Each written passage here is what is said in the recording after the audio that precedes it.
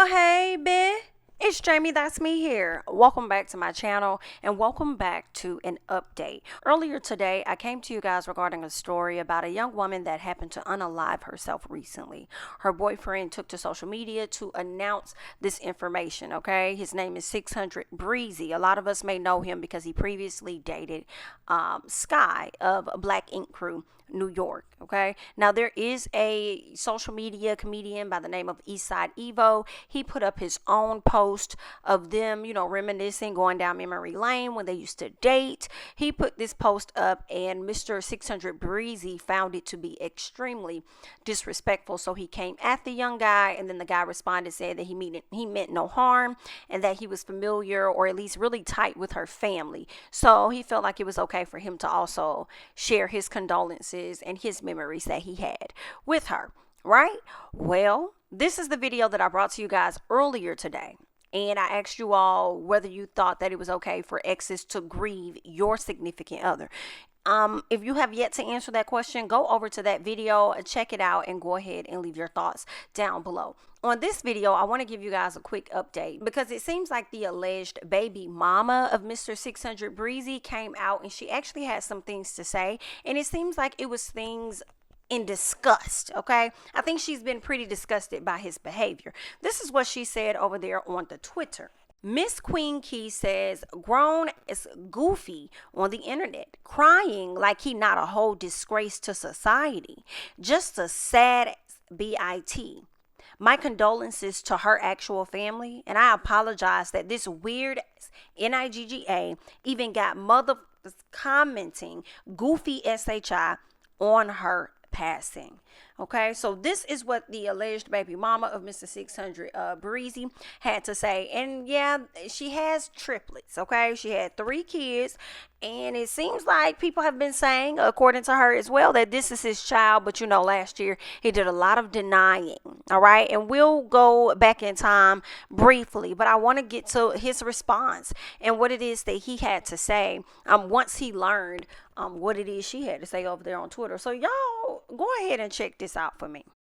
And them kids on video, them triplets on video. That bitch started that rumor because I ain't want her. I ain't want her. I want them kids. She running around talking about some gay shit.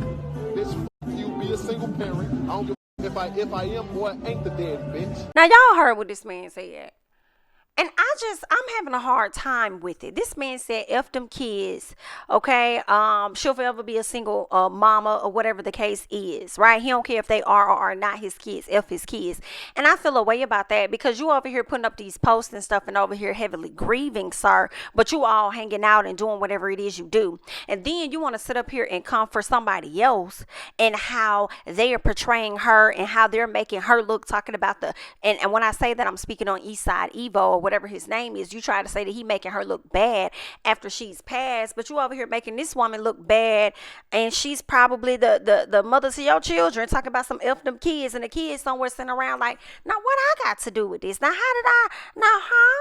why I gotta be F us? Just get the test or whatever it is you need to get to confirm or deny that these your kids. But obviously, you just told America that you're not gonna do that anyway, because that's just how you is. And I just find that to be just so interesting. You over here trying to regulate how he handles things and how he presents situations, but you don't care about what you're doing. Now, granted, yes, Miss Ma'am did come for you, but I just kind of feel like you ain't have to get online and say F them kids though.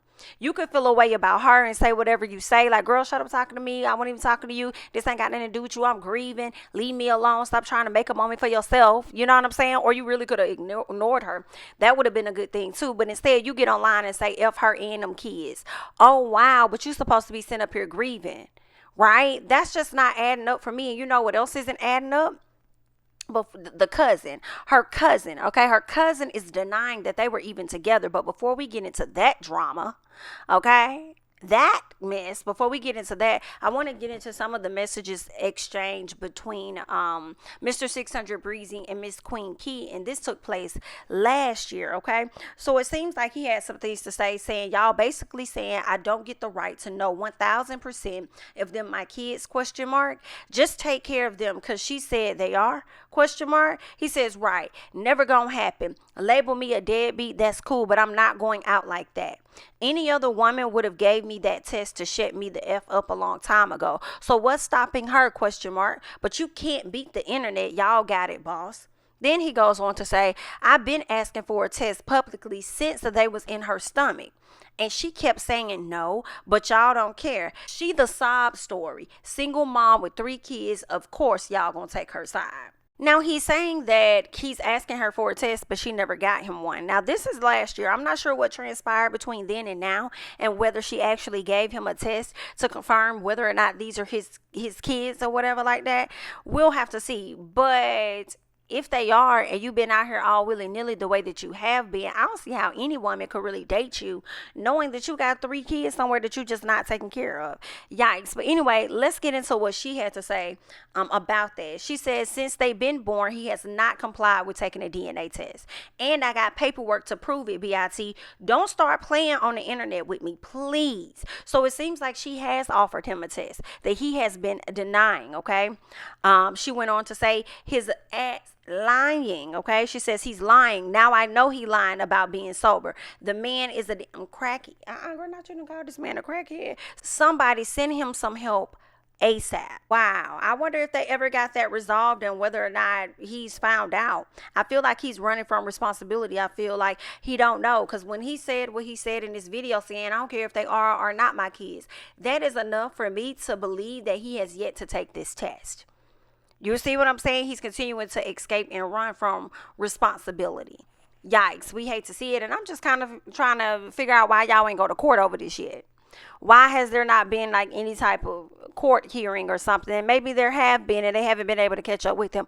I'm not sure. But it just says a lot about him that you're supposed to be in this space of quote unquote grieving, and then you hop online and then you sit over here trying to drag this woman. You know, granted, I do understand she definitely came for him. She did. Okay, but you done sat up here and not so much as, I take that back. Not so much as dragging her, but I feel like you dragged the kids, okay? F them kids. Yikes, okay? Hate to hear it, all right? But let's go ahead and get into some things that also got him looking heavily suspicious, which is the cousin. Because the cousin took to social media because she had some things that she also wanted to say. Now, somebody put up this post saying, why would someone comment this? So underneath that post, they said, y'all wasn't even together anymore. Sending my condolences, right? So he's over here talking about the best 2 years of my life. Oh, Raven, why you left me? Oh my God, whoop. And somebody saying y'all wasn't even together anymore.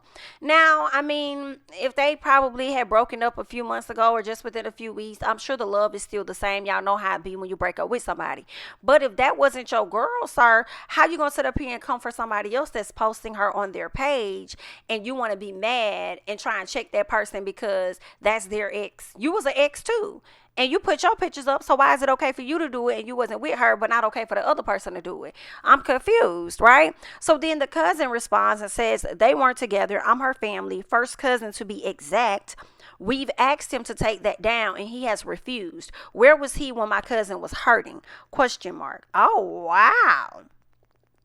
She also went on to say, I'm calling BS to this and I'm ready to go on the record. What's the date on these BS text messages? This MFer tried to come up off my cousin's death. Why is the date important? Question mark. Because her mama just called the cops in Alabama this morning for a wellness check. Okay, because obviously the family has not heard from her at all. Interesting.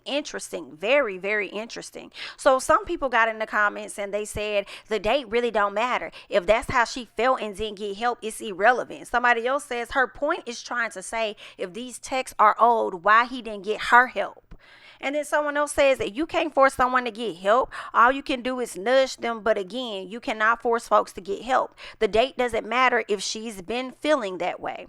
So then the cousin comes back and she responds to them. And she says the date does matter. She was discovered on September 6th.